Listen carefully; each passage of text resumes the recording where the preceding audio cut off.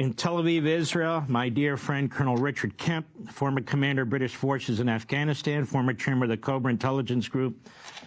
Colonel Kemp, there you are. You're in Tel Aviv. You're in Israel.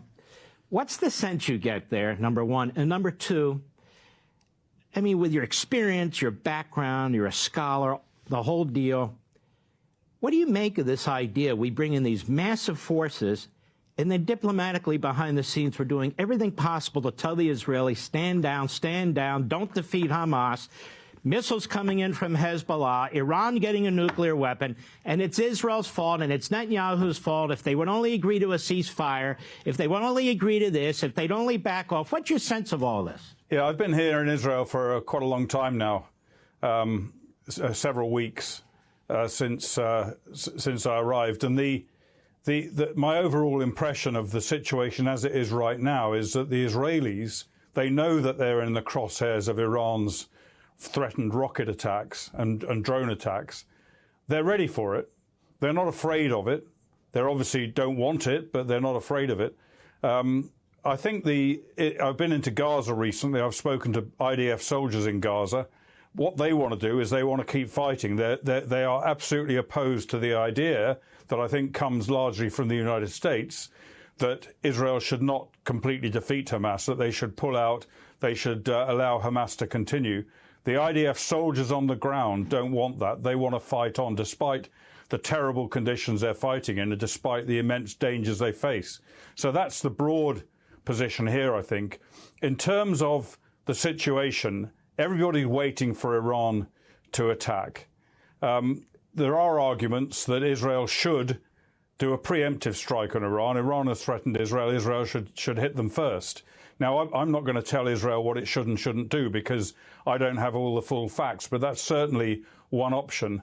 But meanwhile, the United States and other countries around the world, including the UK, seems to me to be doing everything it can to prevent Israel from defeating Hamas and then retaliating against Iran, which, of course, is the controlling hand behind Hamas. And, of course, it's not just going on in Gaza, it's also going up in the north. There have been numerous rocket and drone attacks on northern Israel from another Iranian proxy, Hezbollah, up in Lebanon, who have forced, over the last 10 months, have forced something like 70,000, 80,000 people from northern Israel to leave their homes, leave their places of work and take shelter further into Israel.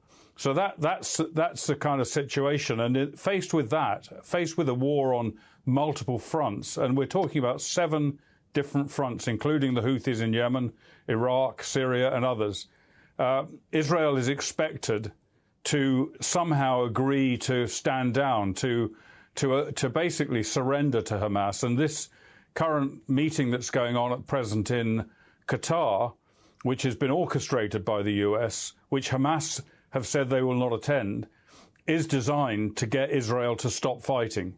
And that's a terrible tragedy. The payback for it seems to be the possible release of a few of the hostages. Not all of the hostages are being held, but some of them.